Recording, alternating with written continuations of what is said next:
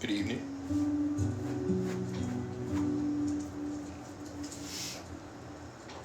Talk about starting over in humility.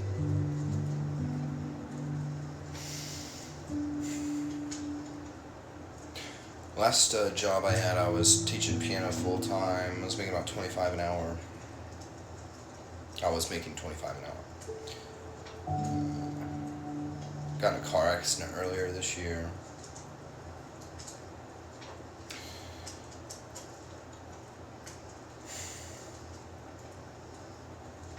I got a DUI last year. Two separate incidents. I didn't crash while I was drunk. I actually got pulled over for my headlight being out. But it doesn't really change anything, does it? My headlight was out and my registration was expired. And I was driving drunk. And I was on a few other substances. So, yeah, I mean, I had it coming. Even though my driving was fine, I was making a lot of stupid choices. I could either be angry about that and say, I was driving fine. If my headlight was working, I wouldn't have a DUI. And I probably wouldn't have gotten that. I don't know. Who fucking knows? The accident was just stupid. Like anxiety. Never been in an accident. Driven like 50,000 miles. I'm pretty young. I'm 22.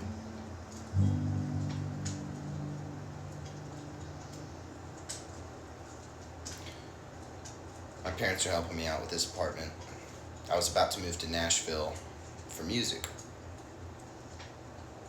Because I want to pursue a career in music. Not just teaching the piano. And I was like, man, my life here is so fucked. I need to get out. I'm going in circles here. Nothing's working. I have no reason to stay here. Except for family, but my relationship with him, it's getting good, but it's rocky, man. It's rocky. There's a lot of stuff underneath that's not covered up by a lot of anything else. That's just sitting there waiting to be resurfaced. So it's all this tension with my family. They're helping me out with this apartment right now. I was going to move to Nashville. I went to this program.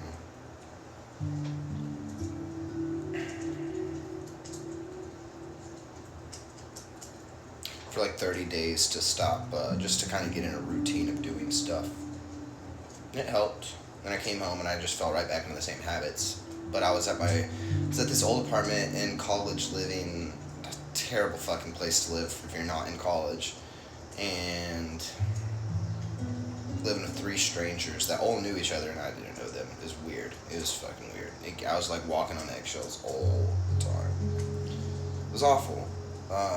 But that's just dealing with a lot of other past traumas. That's not trying to make a big deal out of it. It's just, it is what it is. Things happen.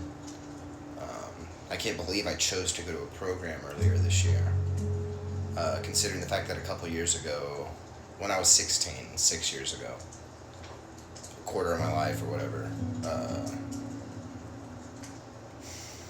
I was sent away to some programs by my parents forcefully, and they were abused. The first one was shut down by CPS. They would hurt us, and then and there's a few other things going on. There's like this one guy was a pedophile who tried to grope this whatever. I don't know. I can't say that word, but who fucking cares? What a ridiculous day we live in. People are censoring the word death. Can you believe that? It's a part of fucking life, bro. It's not even like people die in kids' movies. It's how it works. Do they die in kids' movies or they get I don't know. Yeah, they do. I don't know. Look at Frozen. Her parents die in the first scene on a boat. Terrible way to go. Titanic. We're censoring that, but you can open up Instagram and the first thing that comes up on your feed is some just big old rack. And this girl just looking at you. But you can't hear the word death. What is going on, man? Why do I even care? So now I'm about to go, I was going to go to Nashville. This is still lit. Pleasant surprise.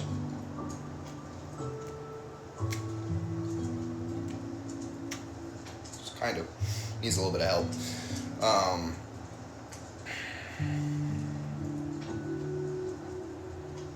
just very disappointed in a lot of ways, but I'm also not. I'm very disappointment can also breed motivation. If you're not happy with the way things are, serotonin, dopamine. Serotonin's all your satisfaction. You know, they do work together, but they also kind of agonize each other, antagonize each other. Like dopamines do more. Serotonin is that's good the way it is. Leave it there. It belongs there. When you're disappointed, nothing belongs. You need something more. Dopamine says, go do that more thing.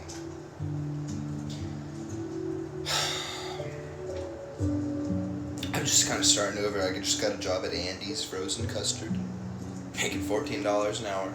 I had to argue with them to get 14. They were going to give me like 13 or something. After I asked for 15, and they looked at me like I was crazy, and I was like, I don't know. Half of me is thinking, motherfucker, I've been making like a lot more than this. The other part of me is thinking like, at the end of the day, I'm a 22-year-old kid working at Andy's. But that's just where I'm at right now. It's humbling. Walking everywhere, biking everywhere, living in a city that does not really support biking or walking. People looking at me like, the hell are you doing, man? Like, get off the street. And I'm just like, bro, I need a job. I need to get to the store. Go look at your phone while you wait at a traffic light. I don't know. And when I had my car, I wasn't driving anywhere. I was so anxious and messed up.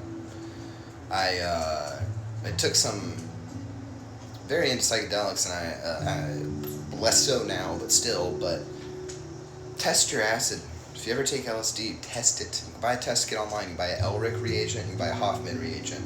It's like a little dye thing. You drop it on a tab, and it'll turn a color if it's real. Turn a color if it's not. Pretty simple. Test that shit. Because if you get fake acid, it can kill you. And if it doesn't kill you, it'll make you want to kill yourself. It's awful. It's awful. It is not. I mean, and I've had a bad acid trip. I've had 2 bad acid trips. One was a lot worse than the other one. And they're not fun. And they fuck you up or whatever, but you can move on. It's still like a natural chemical. They say it's synthetic, but it grows from it's literally a natural compound found in the earth.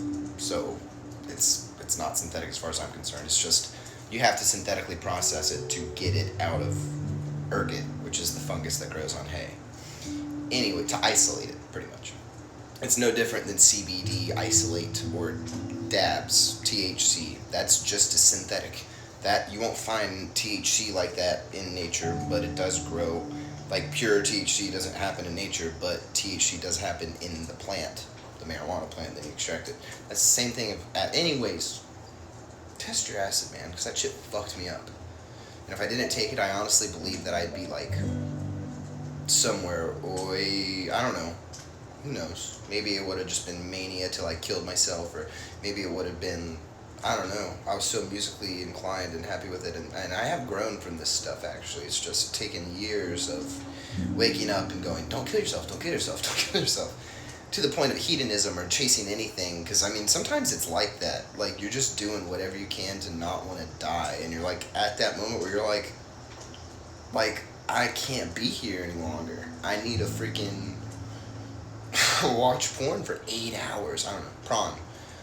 But, like, I don't know. Stop taking my Adderall. That all too. That's helped a lot. But now I'm working at Andy's. I'm like, bro, I'm gonna have to get on this shit again to do this job. Because I need to be doing something a lot better. But then it's like, what am I gonna do? I can't even drive to get the jobs that I'm qualified to get now.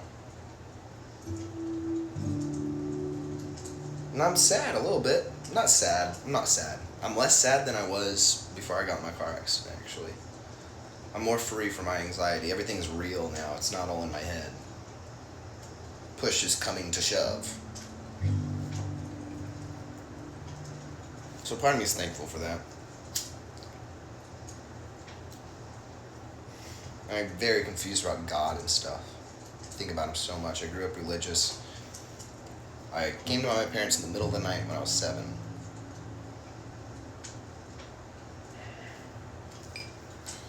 I wanted to be like saved and stuff, and I'm pretty sure I knew what I was doing.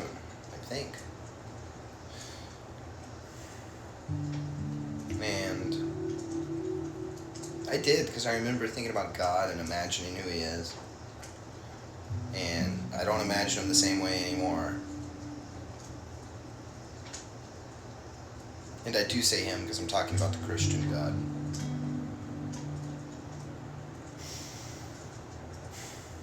But it eats me up. I think about it so much. When I was like 12, I was like, fuck this. Like, this is such BS. Part of me still feels that way, like, obviously. I don't know why I say obviously, but part of me still feels that way. But then when I was sent away to those programs when I was like 16, they were so abusive and messed up. And they were Christian, but they were like messed up and weird and all hateful. And I mean, that kind of goes hand in hand with the abuse, I guess. But, and no, I'm not talking about like spank. I don't know. It was bad. It's fucked up. I mean, if CPS could shut your troubled teen, if you've seen that documentary about the troubled teen industry, it's not very easy to get shut down, to be honest. If there's one industry you can get away with, like, those, it's when it's kids are the only ones that have anything to say. Once you get out, you're just ready to go back home. You don't want to shut the place down. You're just like, alright, time to fucking pretend that didn't happen. It's crazy. Don't ever send your kids to one of these fucking places. I swear, bro. I mean, if you have to, you already did something wrong. It's like a last-ditch effort. You're giving your kid up to something else.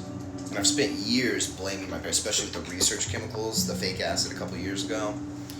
And that shit fucked me up so bad. Going through that was, oh man, being somewhere and it's like, oh shit, I'm here, I'm at this program and it's abuse and there's kids getting beat and slammed on the ground and calling 5 guys and I gotta sit on my hands while they're putting their knee, 5 dudes got their knees on this dude on the ground because being quote unquote restrained, but it's really just torture.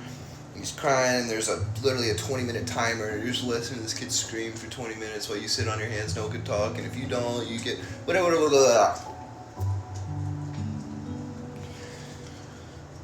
That's something, but you know you're in a place. There's a box around you, there's a cage keeping you in, and you know it's not as, part of it's like a little psychological, but it's physical, like, you're here, there's psychological torment because you know that the real world or the rest of the world is out there, but you're stuck in this cage and it's awful. And there's some level of comfort of understanding though, like, okay, I'm in this cage and this is it. This is the cage. This is the thing. This is where the boundary of hell ends and begins for me, right? But when your mind is infiltrated with a dirty chemical and it's like fucked, that cage, don't you bark, that cage literally becomes a part of you. The cage is no longer in front of you where someone else holds the key. The cage is now right here and you're the one who holds the key, but you're also the one who puts yourself in it. And honestly, in this case, you don't even hold the key because it's like a chemical thing. You just gotta like wait, experience, move on, accept, make room for the pain that you're always gonna feel. And some of that comes with, I don't know, man. I'm just trying to move on. I spent years blaming my parents and hating them and thinking, even for like the research chemicals, everything that's happened, it's y'all's fault because if y'all didn't send me away, or if y'all raised me better and I didn't need to be sent away, X, Y, and Z. And I understand why they sent me away. I was doing some crazy fucking shit. I was trying to get high on anything as a kid. First smoked weed when I was like 12, but I was trying to get, like, I would steal like hydrocodone from my mom's like medicine cabinet, or I would take a bunch of cough syrup or Benadryl, or fucking did some pretty dumb shit.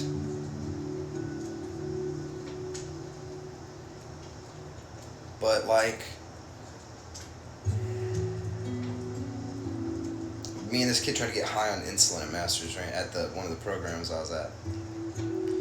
And I think it should have killed me because it doesn't take much insulin to actually kill someone. I didn't know that at the time. We took like 30 whatever, I don't know how many. We finished, it was a whole vial. I think a lethal dose is like 3 or 4 units. We took like 30 units each. And it was extended release insulin, so still alive. And then the research chemical is, I remember thinking, just breathe, keep breathing. And I was like, if I stop breathing, I'm gonna die. And that's, I just spent years blaming my parents, being angry at the world for all this. And part of it's hard not to, but at the same time, it's like, no, it is me versus the world. That doesn't mean I need to hate it. It's not my enemy. It's more of an opponent. But like, enemy is a bigger word. You don't hate. Enemy is something you destroy. You destroy. Or you are like its will is completely against yours. The world isn't against your will. It's just, it's going to make you prove that you're serious about whatever you're doing. And sometimes things just fall into place. I don't know. I feel like I have a lot of... I just feel like I could be doing so many other things other than working at it. It's pathetic. You know? And I spent years with more opportunity, but I was A, messed up from chemicals, and B, I guess I could say drugs. I hate that word, though. Where B, I could, I don't know, lost my train of thought. Just starting over, man. Starting over. So, I don't know. There's no point to this video. I'm just talking about kind of what's going on with me, and it's hard. And I don't know what to do or who to pray to. I think about God all the time. It's like on my mind so much. I think I'm going to do a 3-day fast. Just to like... And then like if nothing happens out of that, I'm like, alright, whatever. I'm done with this stuff or whatever. And it's me versus the world. But part of me really does believe that God's got me and He's orchestrated my life. But is that just a coping delusion that I get from my parents? But then I look at my parents and they grew up with a lot of rough stuff. My dad tithed in church. He grew up super poor, lost his job as a police officer. Because he got in a car accident. It wasn't his fault. But it was like, I don't know, the guy died. It wasn't, this other guy ran like a red light and he was legally blind. I don't think he had a license. And he T-boned my dad. But my dad was chasing some guy, but he didn't have his siren or lights on. So that's why there was kind of a controversy within that. Because he should have had his lights on, but he actually shouldn't have, because apparently his chief told him not to put his lights on when they start a chase if it's night, so they can get closer. Anyways, he lost his job. He tithed every day. He's now a financial advisor. He grew up dirt poor, so did my mom. And he's got it now. He's not Jeff Bezos, you know, obviously. But, he's got a lake house. He's got a boat. He's got a house on 10 acres. A big house. He's got beautiful dogs. This is one of them, but he's mine now. He lives with me. It's complicated. And I'm blessed in that way. I'm super blessed. And I'm like, yeah, God's really blessed me with all that. So how am I still unhappy? Well, of course you're going to be unhappy if you feel like you should be doing more and you're in this fast food job. And then some of that is like, I should be mad at myself for, I shouldn't have smoked all this weed the past few years. I shouldn't have done this the past few years. I shouldn't have done that. But also, I feel like doing all this stuff is giving me the creative drive and talent. It actually molded me into whoever God wants me to be, or whoever I'm supposed to be, or... So I'm thankful for it, but now I feel like I'm just stuck, so I'm like starting over, and I'm like, I feel like if I go to this job at Andy's, I'm just gonna get so boring to do that. When you, especially if you're not I don't know, no one's meant to work at Andy's every day or McDonald's, but some people are more typical than others, and they do fit into boxes a little more easily than others. That's just true.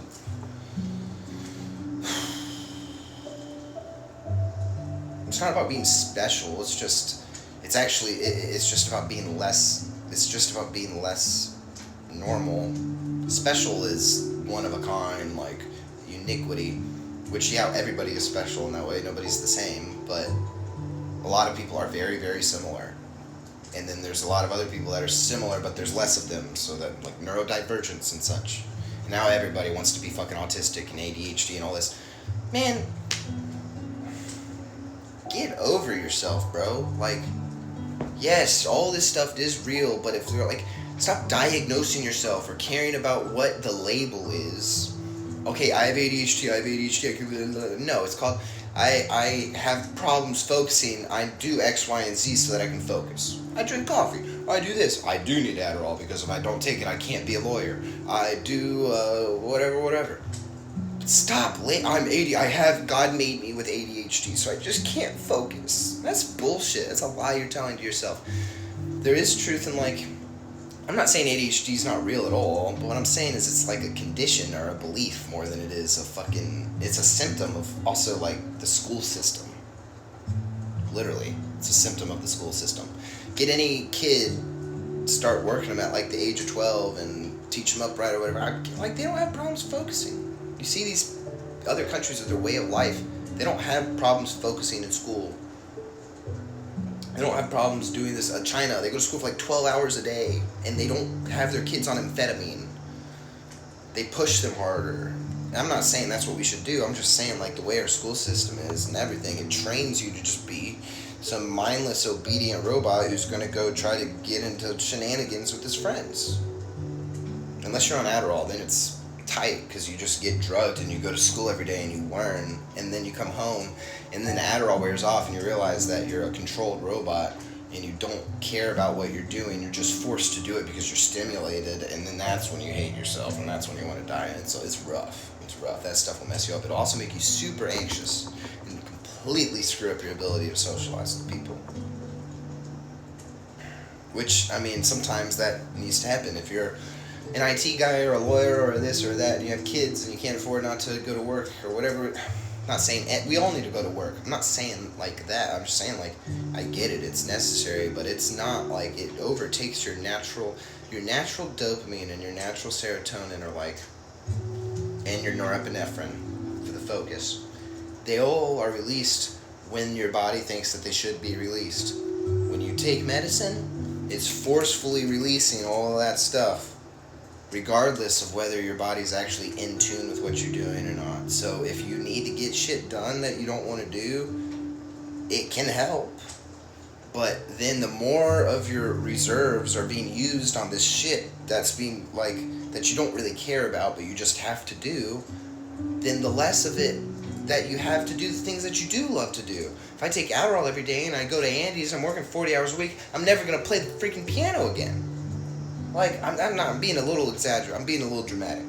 But what I'm saying is, like, you force yourself into the system, all of a sudden you don't have any time for who you are. And I'm not created to be that way. I will be homeless before I let that happen. I'd rather be homeless in Nashville with a damn acoustic guitar than work 40 hours at McDonald's and make people smile and make them dance and make them laugh and maybe make barely enough money on the street to get by. I'd rather do that than work at fucking Andy's and live in a single bedroom apartment.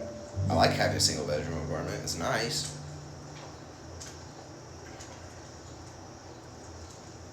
And the economy I don't think it's quite as bad as everybody says. It's just the housing cost.